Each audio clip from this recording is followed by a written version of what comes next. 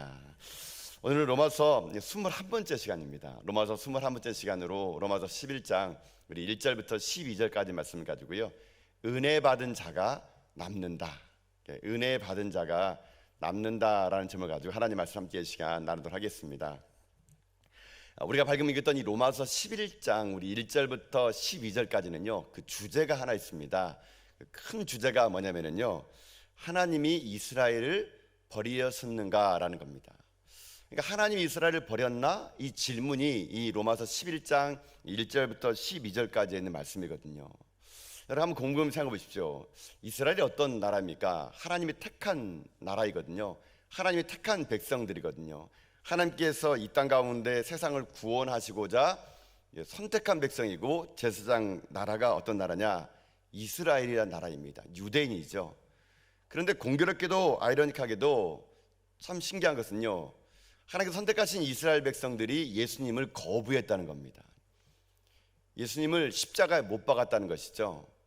하나님 분명히 이 땅에 선택받은 이스라엘 통해서 하나님의 큰 일을 이루신다 그랬는데, 어떻게 그러면 하나님께서 이스라엘 백성들이, 그렇게 유대인들이 예수님을 거부할 수 있을까?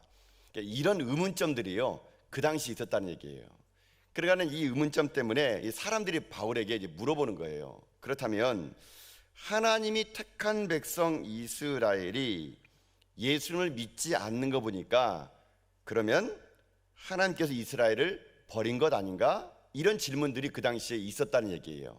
이런 질문들이 로마에 있는 교회에서도 이런 질문이 바울에게 왔다는 겁니다. 그러니까 바울 입장에서는 이 질문에 대답을 해주는 것이 오늘 본문인데요, 한마디로 말하면 아니다라는 겁니다. 하나님이 버리지 않았다는 겁니다. 자, 그 말씀이 오늘 1절의 시작이 이렇게 돼요. 자, 1절 말씀 볼까 한번요. 자, 1절의 말씀으로 시작해서 한번 읽겠습니다. 시작.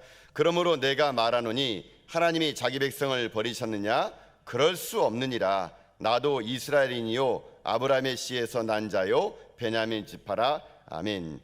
자, 이게 물어보는 거죠. 그러면 하나님께서 이스라엘 백성들을, 하나님이 자기 백성을 버렸냐라는 겁니다. 여기서 자기 백성이란 이스라엘 백성을 얘기하는 거예요. 그러니까 사도 바울은 자기가 묻고 자기가 대답하는 겁니다. 버렸는가? 아니라는 거예요. 결코 하나님은 버리지 않았다는 얘기예요. 그러면서 하나님은 자기가 선택한 백성을 버리지 않는 것을 바울이요, 두 가지 이유를 들면서 버리지 않았다고 설명하는데, 첫 번째 이유는 뭐냐면요, 자기 자신이래요. 나를 봐라 이렇게 합니다. 그러니까 여러분 1절 말씀 보이죠? 버리셨느냐? 그럴 수 없느니라. 나도 누구예요? 바울이에요. 이스라엘인요 아브라함의 씨에서 난 자요 베냐민 지파다. 나 봐라, 나도 하나님께서 이렇게 쓰고 있다는 걸 보게 되면은 하나님 이스라엘을 버린 것이 아니다라는 것이죠. 바울이 이 말을 한 것은 그런 거예요. 나도 이스라엘 사람이고 아브라함 후손이고 정통 베냐민 출신인데, 나 같은 사람도 구원받지 않았느냐, 나 같은 사람 하나님께서 버리지 않느냐. 이 바울은요, 지금 자기 자신이 과거에 자기가 스데반을 죽이고 예수 믿는 사람들을 다메섹 도상에서 끌어다가 핍박하려는 나마저도 하나님은 버리지 않고 포기하지 않았다면, 하나님은 이스라엘을 지금도 버리지 않은 것이다. 이거를요 지금 이 로마에 있는 교회에, 또 지금 이제 이스라엘 사람들에게 지금 말하고 있는 거라는 겁니다. 자, 여기서 이제 오늘도 우리들의 삶에 이 말씀이 우리 가운데 도전이 되고 은혜가 되는 이유가 여기 있다는 것이죠.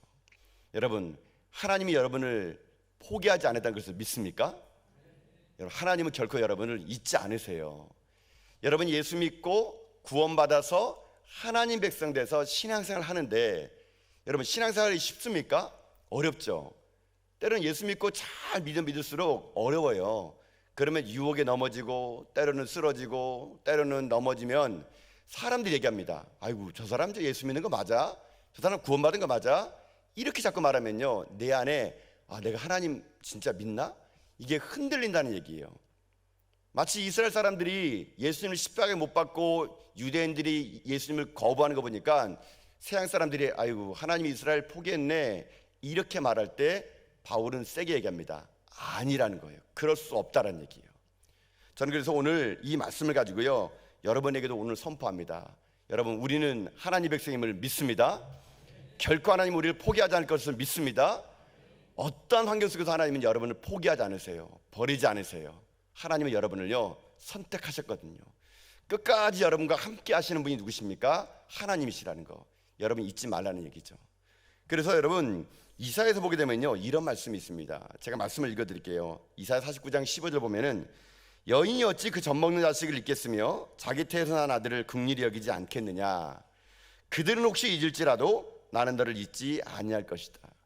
이사야 선지자가 이런 말을 해요. 여인이 어찌 그 젖먹는 자식을 잊겠으며 자기 태어난 아들을 긍휼히 여기지 않겠느냐. 여러분 그렇죠. 어미 된 사랑에서 자식을 여러분 버리는 어미가 어떻겠습니까? 어머니들은요 남편들 아빠들은 몰라도 어머니는 자기가 배 아파 낳은 아이를요 결코 잊지 못합니다. 여러분요 이게 보통 엄마들의 마음이에요. 물론 그 중에 조금 이상한 분들이 조금 요즘 나와가지고 좀 힘들지만 보편적으로 엄마들은 다 엄마로 살아갑니다. 그리고 제가 일전에 진짜 그런 거 봤잖아요. 그 중국에서 지진 나가지고 여러분 지진 나가지고 매몰돼가지고 건물에 산 때문에 건물이 매몰돼가지고 사람들이 막 죽어나는데 한 일주일 만에 어떤 아이가 구조된 거 여러분 혹시 보셨습니까? 그 아이가 구조된 이유가 뭔지 아세요? 어떻게 구조된 거 아세요? 엄마 품에 콕 안겼는데요 아이는 살고 엄마는 죽었어요. 그래서 어떻게 해서 이 아이가 물도 없고 먹을 것도 없는데 어떻게 살았을까? 여러분 나중에 봤더니요 그 엄마의 손이 그 아이의 사는 것을 증명했어요. 손가락 10개가요 다 불어 터진 거예요. 아이 살리겠다고 엄마가요 10손가락 깨물어 피를 먹인 거예요. 자기 피를 아이한테. 그 지진 더미 속에서 그 캄캄한 속에서요 아이가 살 수 있는 것은 엄마가요 자기 손가락 다 깨물어 가지고 아이에게 물 대신 자기 피를 다 주고 엄마는 죽고요 아이만 살아났다는 그런 이야기가 저는 들었거든요. 여러분 이게 어미예요. 이게 어미. 그래서 성경 뭐라는지 아세요? 혹시 만약에 어미가 자식을 버릴 확률이 0.001%도 안 된 정말 어미는 자식을 버리지 않을지 모르겠지만 혹시라도 그 어미가 그 자식을 버린다 하더라도 나 여호와는 너희들을 버리지 않겠다는 겁니다. 여러분 믿습니까? 하나님은요 육신의 어미의 사랑을 뛰어넘어요. 손가락 다 깨물어 가지고 피를 내 가지고 자기 아들을 살린 그 정도 사랑이 아니에요. 자기 아들을 온 일을 위하여 십자가에 못 박으도록 내어준 그 사랑. 그 사랑을요 이 이사야에서는 다음에 뭐라는지 아십니까? 그 사랑을요 손바닥에 새긴 사랑이라 그래요. 손바닥에. 저는 이 말이 너무 감사해요. 하나님의 손바닥에 내 이름이 기록되어 있는 거예요. 여러분 하나님의 손바닥에 내 이름이 기록되려면 그냥 기록되겠습니까? 십자가에 못 박히는 그 수고가 있어야지만이 손바닥에 내 이름이 새겨지는 거거든요. 여러분 그러니 저는 이 시간 여러분들이 삶이 흔들리지 않은 믿음의 종도 될 수 있기를 주님의 이름으로 축복합니다. 결코 버리지 않으시는 하나님, 나를 결코 잊지 않으신 하나님은요 지금도 살아계신 분이시라는 걸 여러분 잊지 마시면서 여러분의 행위와 여러분 지금 상태와 여러분이 지금 걸어가는 그 길이 넘어지고 때로는 멀리 갈지라도 하나님이 버리지 않는 끝까지 여러분을 추격하는 하나님의 사랑 속에서 여러분들이요 다시 한번 그 하나님의 사랑으로 회복되는 여러분 다 될 수 있기를 주님의 이름으로 축복합니다. 이게 바울이 로마서에서 그럴 수 없다는 거예요. 나를 바라는 겁니다. 한 가지 예로 자기 자신을 얘기하면서 또다시 두 가지 예를 또 다른 예를 얘기합니다. 또 다른 예가 뭐냐면 하나님이 결코 버릴 수 없다는 얘기를 하나님 얘기하면서 두 번째 예는 누구를 주냐면요 두 번째 예는 구약에 있는 엘리사의 이야기를 해주는 거예요. 자 엘리사의 이야기도 들어봐라. 그가 버렸느냐? 아니란 얘기예요. 자 우리도 한번 말씀 읽어봅시다. 자 2절부터 4절까지 말씀이 하나님이 버리지 않았다는 것을 다시 한번 예를 들어주는 인물이에요. 자 2절부터 4절입니다. 한번 읽어보겠습니다. 시작. 하나님이 그 미리 아신 자기 백성을 버리지 아니하셨나니 너희가 성경이 엘리야를 가리켜 말하는 것을 알지 못하느냐. 그가 이스라엘을 하나님께 고발하되 주여 그들이 주의 선자들을 죽였으며 주의 제단을 헐어버렸고 나만 남았는데 내 목숨도 찾나이다 하니 그에게 하신 대답이 무엇이냐. 내가 나를 위하여 바알에게 무릎을 꿇지 아니한 사람 7,000명을 남겨두었다 하셨으니 아멘. 자 보세요. 두 번째로 하나님께서 그의 사랑할 백성을 버리지 않았다라는 예를 들은 것을 엘리야의 이야기를 듭니다. 자, 이 상황은 이런 상황이에요. 이스라엘의 가장 악한 왕이 아합 왕이었어요. 이 아합 왕은 그 당시에 이스라엘 영적으로 가장 어두울 때 이 아내 이세벨을 잘못 만나가지고 이 이스라엘을 영적으로 타락시키던 주범이 아합 왕이에요. 그때 이 캄캄한 아합의 왕 시대 때 영적으로 어두울 때 하나님은요 별처럼 빛나는 하나님의 사람 엘리야를 보내게 됩니다. 여러분 잘 아시는 것처럼 이 갈멜산 전투에서 아세라와 이방신 850명 대 1도 싸워가지고 이기게 되죠. 그러나 이런 이 엘리야가 이세벨 여인의 말 한마디에 광야로 도망가요. 그리고 로뎀나무에서 죽기를 갈망합니다. 하나님, 나만 남았습니다. 나만. 다 죽고요. 나만 남았습니다. 내가 이제 넉넉하오니 나의 생명을 거두어 주옵소서. 이렇게 자기만 남았다고 하나님이 앞에 엘리야가요 하소연했어요. 그때 하나님의 뭐냐면은 아니란 얘기예요. 왜 너만 혼자 남았냐? 네가 몰라서 그렇지 이 아합의 시대는 지금도 바알에게 무릎 꿇지 않은 7,000명을 내가 남겨놨다는 얘기예요. 그러니 너 혼자가 아니란 얘기예요. 하나님은 지금 이 시대에 바알에게 무릎 꿇지 않은 7,000명을 통해서 하나님 지금도 일하시고 있으니 엘리야야 힘을 내라. 그러면서 떡과 물을 줘가지고 하나님의 산 호렙산까지 뛰어갈 수 있는 힘을 줬다라는 것이 이 두 번째 바울이 하나님이 버리지 않았다는 증거로 이 말을 했다는 겁니다. 자, 여기서 오늘도 우리도 한 가지 깨달은 게 있게 되는 거죠. 여러분, 하나님은요 이세 속에서 나만 남다고 느껴지는 그 사람에게 얘기합니다. 아니다, 바알에게 무릎 꿇지 않은 7,000명이 남아 있다고 하는 것이죠. 보이지 않을 뿐이지 지금도 곳곳에서 하나님의 사람들은 지금도 하나님의 일을 감당하고 있다는 겁니다. 여러분, 그러니 오늘 여러분들이 혹시 여러분이 있는 삶의 현장에서 혹시 지금 뭐 혼자 예수 믿고 있습니까? 여러분 가정에서 홀로 지금 신앙생활 하세요? 남편이 핍박을 하고 시어머니가 때로는 힘들게 만들고 여러분 홀로 믿고 있습니까? 아니면 직장에 가면은 아무도 예수 믿는 사람 없고 나 혼자 여러분 직장에서 예수 믿고 있는 사람 있습니까? 여러분 기죽지 마세요. 하나님은요 여러분을 도와줄 7,000명을 남겨놨다는 얘기예요. 하나님은 우리를 도와줄 7,000명의 사람들을 남겨놨다는 겁니다. 그래 여러분, 전 여러분이 낙심하지 않고 여러분의 삶의 현장에서 나만 남았을지라도 눈을 들어 영적인 숨겨진 7,000명을 보고 힘을 낼 수 있는 여러분 다 될 수 있기를 여러분 주님의 이름으로 축복합니다. 여러분은 혼자가 아니에요. 울지 마세요. 힘을 내세요. 하나님이 여러분과 함께 할 것이고 우리 전화교회가 여러분과 함께 할 것입니다.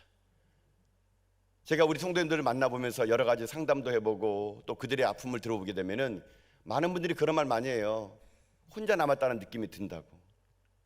사랑하는 사람도 떠나고 자식도 떠나고 경제적으로 어렵고 친했던 사람들은 다 떠나버리고 혼자 신앙생활하는 것처럼 느껴진다는 그런 외로움을 종종 저에게 말을 하면서 외롭다고 하는 분들이 전화가 가끔씩 와요. 여러분 힘내세요. 저는 저희 교회 성도들을 위해서 기도하고 있습니다. 여러분 제가 기도하고 있고요. 여러분의 있는 옆에 있는 성도가요 여러분을 위해서 지금 기도했다는 것을 여러분 잊지 마세요. 우리 교회 참 아름다운 이야기들이 참 많아요. 제가 이곳에서 듣는 이야기를 보면은 어떨 때는 참 보게 되면은 그 사람에게 관심도 없는 것처럼 보이고 그 사람에게 전혀 신경 쓴 것처럼 보이지 않는데 여러분 우리가 알고 보니까요 다 관심 갖고 있더라고요. 어려울 때 제가 봤더니만은요 정말 뜻밖의 사람들이 와가지고요 어떤 한 사람을 도와주는 얘기가 제가 들었거든요.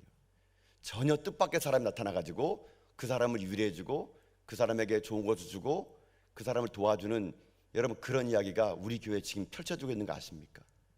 여러분 그러니 여러분이 혼자가 아니란 걸 여러분 기억하시면서 나와 함께하는 신앙의 동역자가 있고 하나님의 교회가 있고 말씀이 여기 있으니 여러분들이 이 땅의 삶을 살아갈 때 내가 혼자라는 생각을 버리시고요 함께 만나 하나님의 이야기를 꿈꿔나가는 바알에게 무릎 꿇지 않은 7,000명의 중보기도단이 나에게 있음을 알고 여러분 힘을 내서 끝까지 이 믿음의 경주를 달려갈 수 있는 여러분 다 될 수 있기를 주님의 이름으로 축복합니다. 자, 그런데 문제는 이거예요. 그럼 왜 나만 남겨놨을까? 왜 그럼 바알에게 무릎 꿇지 않은 7,000명은 어디 있고 나는 왜 여기 남아있을까? 도대체 남은 자들은 누구일까? 오늘 이 말씀을 바울은요 이렇게 얘기합니다. 자, 남겨진 7,000명이 누구인지 여러분 5절 말씀 볼까요? 5절요. 자, 남겨진 자가 어떤 자인지 5절 말씀 봅시다. 자, 5절 말씀 읽겠습니다. 시작. 그런즉 이와 같이 지금도 은혜로 택하심을 따라 남은 자가 있느니라. 아멘.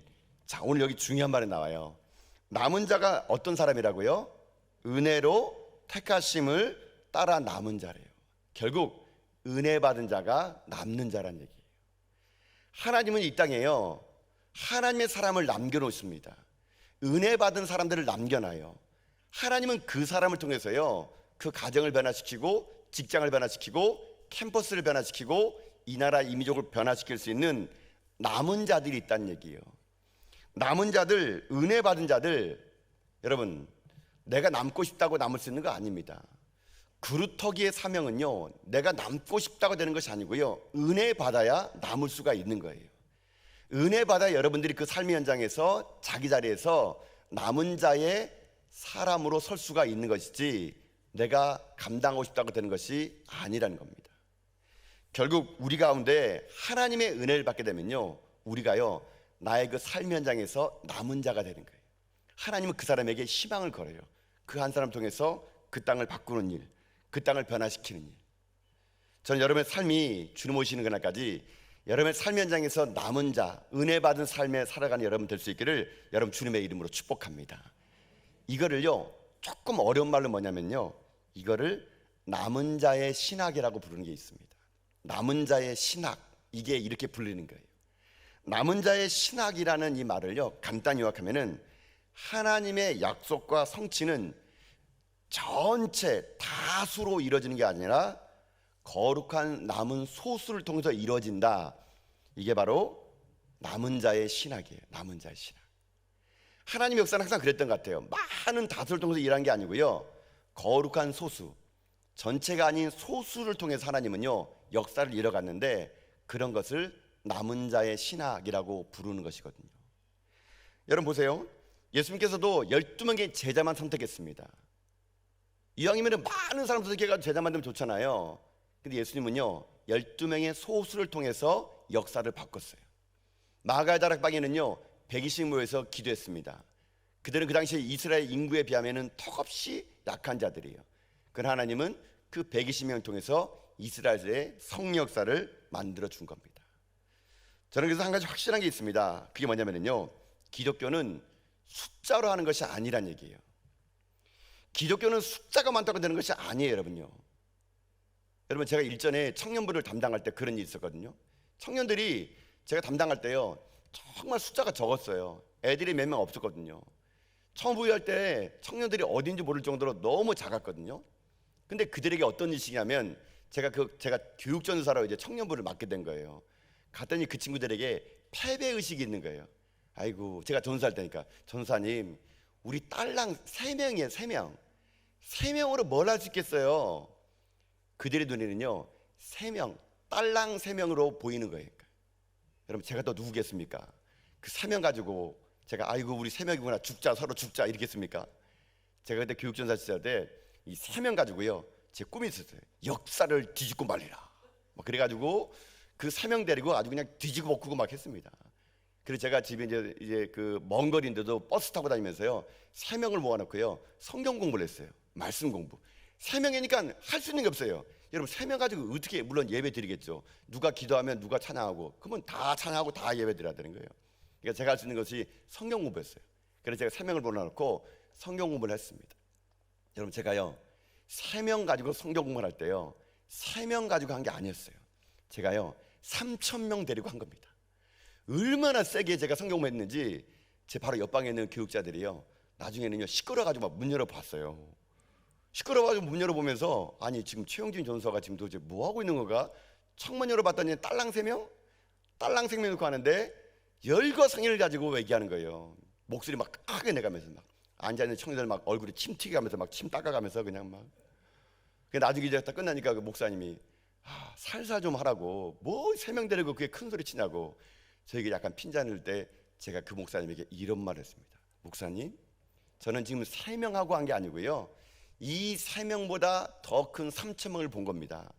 3명이 역사가 뒤집어지면 이 사람 뒤에 30명이 있고요, 30명이 뒤집어지면 300명이 있고요, 300명이 뒤집어지면 3,000명이 있어요. 저는 지금요, 3,000명하고 지금 말씀 공부하고 온 겁니다.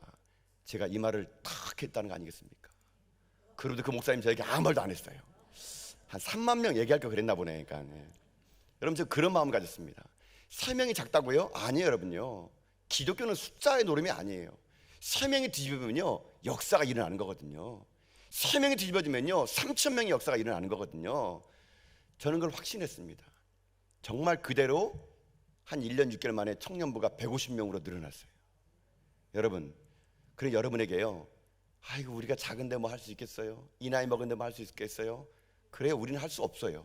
그러나 우리 가운데 함께하신 하나님은요, 아무리 적은 수라 하더라도 헌신의 소를 통해서요, 역사를 만들어가고 하나님의 일들을 감당할 것을 저는 믿습니다. 그래 여러분, 구역이 모이고 뭐 여전대가 모이고 여러분 모일 때마다 주여, 저희들 같은 작은 자들이 모였습니다. 주여, 저희들 같은 벌레만도 못한 자들이 모였습니다. 이런 기도하지 마세요, 여러분요. 맨날 여러분 기도하라 그러면요, 주여 벌레밭도 못한 자들, 하나님은 맨날 바퀴벌레들하고 쥐며느리 앞에 기도 듣는 거예요. 벌레 얼마나 맨날 벌레들이 와가지고 주여 벌레 같은 우리들이 왔습니다. 주여 적은 우리가 왔습니다. 여러분, 하나님은 복장 터져요, 여러분요. 여러분, 비록 여러분이 작을지라도 담대하세요. 주여, 내가 여기 있습니다. 나를 보내주옵소서. 기드온은요, 미디안과 전쟁할 때요 31,700명을 다 보냈어요. 하나님이 딸랑 300명까지 하래요. 300명으로 역사를 만들어 갔다는 거 아니겠습니까? 여러분, 기독교는 헌신된 소설을 통해서 이뤄지는 남은 자의 신학, 남은 자의 그 신학으로 여기까지 온 거라는 것을 잊지 마십시오. 오늘 주님은 여러분의 인생 속에 큰 일을 이루시기 원하십니다. 은혜 받은 남은 자를 통해서 하나님은요, 지금도 역사를 만들어가기 원하신다는 것이죠. 여러분, 우리는 하나님 백성임을 믿습니다. 우리는 결코 버림받지 않은 하나님의 종들임을 믿습니다. 저는 그래서 확신합니다. 우리 전화교회가 이 울산 땅에, 동구 땅에, 동구에, 전화동에 다른 사람 볼 때는 작을지라도 여러분, 우리는요 하나님의 큰 꿈을 꺼나가 이 시대에 하나님의 거룩한 일들을 감당할 수 있는 영적인 거장으로 저는 성장할 것을 믿습니다. 여러분이 거기에 한 사람 한 사람이 주인공이 되어 주십시오. 여러분이 한 사람 한 사람이 거기에 주인공이 되어서 우리 함께 기도하고 함께 하나님의 꿈을 꾸고 함께 믿음으로 전진하는 가운데 여러분, 남아있는 우리를 통해서 주님의 역사가요 이 울산 땅을 뛰어넘어 열방 가운데 전해지는데 저는 저야매 쓰임받는 여러분 다 될 수 있기를 주님의 이름으로 축복드립니다. 사랑하는 성도 여러분, 오늘 바울은 이 남은 자의 신학을 우리에게 가르쳐 준 거예요. 하나님이 결코 버릴 수 없는 사람 속에서 하나님의 역사를 만들어 간다는 얘기예요. 그런 여러분의 가정에서, 직장에서, 어느 곳에 있든지 하나님이 나와 함께 한다는 확신을 가지고, 내가 이곳에 은혜 받은 남은 자라는 확신을 가지고 수의 노름에 여러분 현혹되지 마시고 여러분 영적인 특공대가 되어서 가는 곳곳마다 하나님의 거룩한 복음을 전하며 살아가는 저 여러분 다 될 수 있기를 여러분 주님의 이름으로 축복드립니다.